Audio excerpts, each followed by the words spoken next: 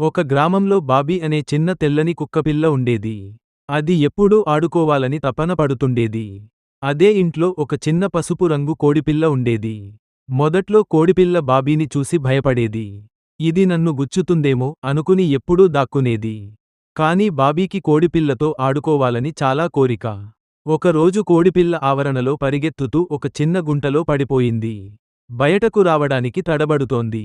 అది చూసిన బాబీ వెంటనే అక్కడికి పరిగెత్తి, తన చిన్న పంజాలతో కోడిపిల్లను గుంట బయటికి తీసుకొచ్చింది.